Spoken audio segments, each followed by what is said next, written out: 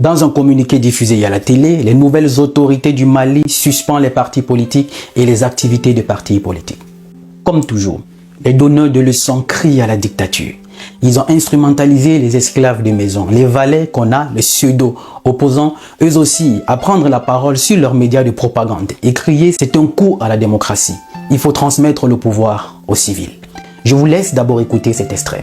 Par la suite, on va partager la leçon de vie qui se cache derrière, afin de rappeler à ces pseudo-opposants qui a dit que le pouvoir appartenait aux civils, qui a dit qu'il faut être un civil pour être un bon président de la République, sachant le passé qu'on a toujours eu de certains présidents en Afrique francophone.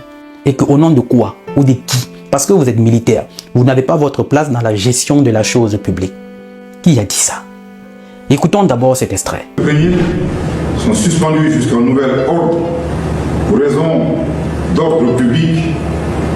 Les activités des partis politiques et les activités à caractère politique des associations sur toute l'étendue du territoire national. Il y a des voix qui s'élèvent et crient à la dictature. Et vous, qu'est-ce que vous en pensez en commentaire? Est-ce que pour les nouvelles autorités du Mali aujourd'hui, suspendre les activités politiques et les partis politiques, sachant la situation que traverse le pays qui est en guerre, c'est une dictature, ou bien cette suspension est justifiée? Donnez-moi votre avis en commentaire. On se fera aussi le plaisir de vous lire. Et là, on va partager avec vous notre analyse sur la situation. Est-ce que le fait de suspendre les partis politiques et les activités politiques dans cette situation sensible que traversent tous ces pays du Sahel est justifié? À mon humble avis, oui.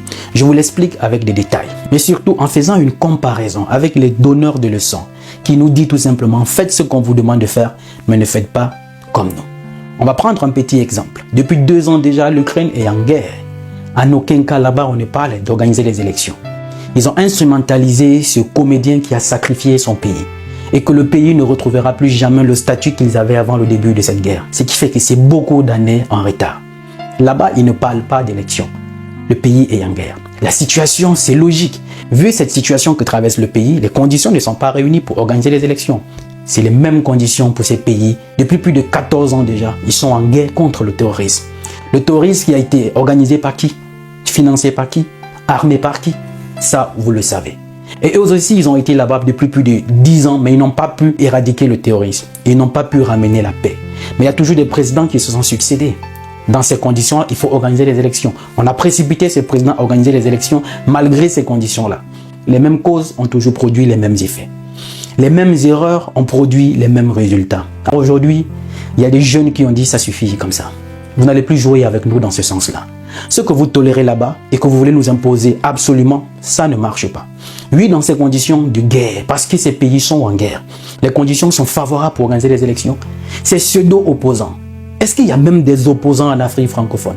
La plupart sont ceux qui ont servi les régimes qui combattent aujourd'hui et que par frustration, on les a mis de côté, ils se rangent du côté de l'opposition. Pourtant, nous savons tous qu'ils font partie de ceux qui ont pillé le pays.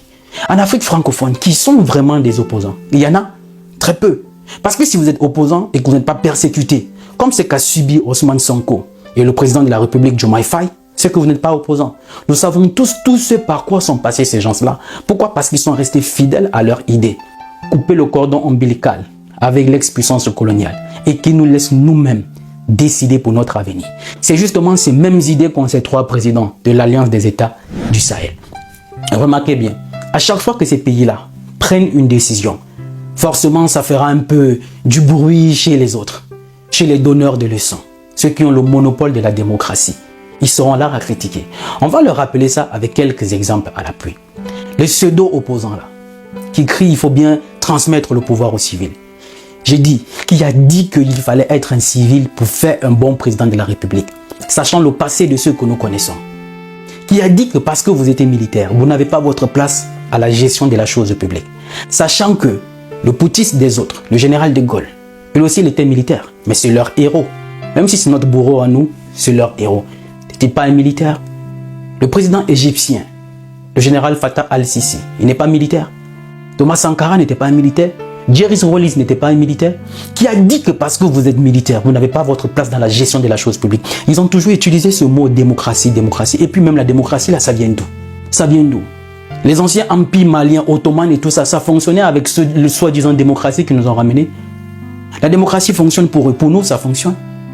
Le multipartisme est né pour la plupart des pays en 1990. Avant ça, il y avait le multipartisme.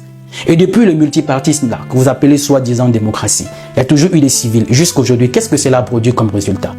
Rien du tout. Et on nous ramène encore aujourd'hui les mêmes causes, instrumentalisées toujours par les mêmes. À qui on a promis, je ne sais pas quoi, des comptes dans certains pays, des nationalités et tout. Ils sont prêts à sacrifier le pays pour leur intérêt égoïste. Soi-disant opposants. Mais les soi-disant opposants, dans l'opposition, qu'est-ce que vous avez même fait pour le pays? Étant opposant, quels sont les actes que vous avez posés dignes de ce dont on peut dire oui, vous êtes vraiment des opposants et vous défendez les intérêts du peuple? Rien du tout. Si ce n'est pas votre intérêt égoïste. Oui, dans cette situation actuelle, c'est logique que les autorités du Mali, vu la situation que traverse le pays, il est inadmissible de commettre les mêmes erreurs. Parce que ces soi-disant opposants qui demandent qu'on organise les élections, ils iront faire campagne dans ces pays qui sont frappés par le terrorisme. Si on leur demande d'aller faire campagne là-bas, est-ce qu'ils vont se déplacer pour aller faire campagne là-bas? Et les Maliens qui sont touchés par la guerre là, ils n'ont pas le droit de voter, ils n'ont pas le droit de choisir aussi leur candidat, ou ils sont exclus. Donc vous allez faire la campagne dans des coins un peu calmes et tout. Oui, dans cette situation actuelle, à mon humble avis, je crois que ce n'est pas la première. Oui, ce n'est pas la première parce qu'en situation de guerre, la politique doit être suspendue. Parce que ceux qui meurent là-bas, ce sont les enfants des autres. Même si vous quittez pour aller faire campagne là-bas, vous aurez besoin de l'armée pour vous sécuriser. Donc c'est les enfants des autres qui sont bien à être sacrifiés là-bas, quoi. Et vous serez tranquille à Bamako, dans votre climatisation et tout. Et c'est les enfants des pauvres. Combien de soldats sont tombés? Et combien d'opposants ont même salué la mémoire de ceux qui sont tombés? Personne. En situation de guerre. Faut-il organiser les élections? Vraiment? Mais pourquoi ils ne demandent pas à l'Ukraine aussi d'organiser les élections? On va prendre quelques exemples en réalité pour montrer combien de fois ces donneurs de leçons en réalité sont incohérents. Ils parlent de dictature, un coup à la démocratie et tout. Mais le président Faure Gnassingbé, là en ce moment, qui vient de changer la constitution, qui sera désormais élu par les députés. Ça veut dire que c'est les députés qui vont le choisir. Donc il est parti pour être président à vie. Ça c'est la démocratie. Le Togolais lambda n'a plus le droit lui-même d'aller choisir son président. La CEDEAO, elle est silencieuse, elle est muette, elle est aveugle. La France, la grande donneuse de leçons, elle est sourde, elle est muette, elle est aveugle. Ça, c'est la démocratie. On a vu ce qui s'est passé au Tchad récemment. L'assaut du président Mahamat Déby qui a été fait sur le QG d'un opposant qui lui a coûté la vie. Au vu et au su de tout le monde. Les défenseurs des droits de l'homme, tout le monde est silencieux. Ça, c'est la démocratie. C'est la démocratie, ça. Mais ceux qui nous parlent même de dictature, de démocratie, en réalité, quand on parle de démocratie, on ne traite pas avec les pays comme l'Arabie Saoudite, le Qatar et tout, qui a été reçu récemment à l'Élysée. C'est des pays là-bas où il n'y a pas d'opposition. Mais vous ne pouvez pas tenir ce discours là-bas. Organiser les élections, il faut la démocratie. La Chine et tout ça, vos multipartismes et tout, ça ne marche pas dans ces pays-là. Mais jamais vous ne tenez ce discours. Vous êtes toujours devant les faibles, à qui il faut imposer ce que vous voulez. Toujours vous passez par les assoiffés du pouvoir, ceux que moi j'appelle les esclaves des salons, qui ne pensent qu'à leur intérêt égoïste, prêts à sacrifier un pays pour leur intérêt personnel. C'est aujourd'hui qui crient les opposants là, il faut rendre le pouvoir aux civils. Qui a dit que parce que vous étiez civil, le pouvoir vous appartenait? Certains qui sont dans l'opposition sans être des opposants, qui ne pensent que tout simplement avoir un poste. On a vu ce qui s'est passé au Tchad. On a vu ce qui s'est passé au Tchad avec Succès Masra, qui lors des manifestations, il y a beaucoup de jeunes qu'on a envoyés à l'abattoir. Aujourd'hui, il est Premier ministre tranquille. La mort de ces gens-là, on n'en parlera plus jamais. Le moment est venu que vous compreniez que peut-être vous confondez les époques. Le monde évolue, les choses avec. Les anciennes mentalités, les anciens réflexes, c'est terminé. On ne va plus vous laisser jouer avec nous. Ce n'est plus possible. Dans cette situation, en ce moment du Sahel, les situations sont favorables pour organiser les élections, vraiment apaisées, pour transmettre le pouvoir aux civils. Montrez-moi une seule école qui forme à la fonction de président de la République. Dans quelle école étiez-vous pour être formé pour être président de la République? Montrez-nous une seule école qui forme à la fonction de président de la République. Mais les partis politiques et les activités des partis politiques sont suspendues pour le moment par rapport à la situation que traversent vos pays. Pouvez-vous aussi être enrôlé et aller sur le front défendre le pays? Non, ça vous ne le ferez jamais. Et vous ne pensez qu'à ce qu'on vous redonne le pouvoir. Les activités ont été suspendues. Mais vous êtes tous des fonctionnaires, non? Vous avez des professions. Retournez travailler. Retournez travailler. Il n'y a qu'en Afrique, aux politiciens, c'est devenu une fonction. C'est un métier. Qu'est-ce que tu fais dans la vie? Je suis politicien. C'est un métier. Mais chez les autres, le président Macron, il est économiste. Vous avez forcément des métiers. Vous avez été formé dans des métiers bien différents. Alors retournez travailler dans ces métiers-là en attendant que le pays retrouve sa sérénité et qu'on puisse organiser les élections. Mais comme vous êtes toujours instrumentalisé par vos gens là-bas, qui vous ont promis tout, et comme vous n'apprenez jamais des erreurs des autres, qu'ils ne seront jamais avec vous pour vous aider, mais pour se servir de vous, vous êtes déjà en train de prendre la parole dans les médias, dans leurs médias de propagande là, pour dire retour à l'ordre constitutionnel. Il faut rendre le pouvoir aux civils, il faut organiser les élections. Si on vous demande d'aller faire campagne dans ces coins en guerre là, vous irez. Donc ceux qui sont aussi là-bas là, n'ont pas le droit de voter.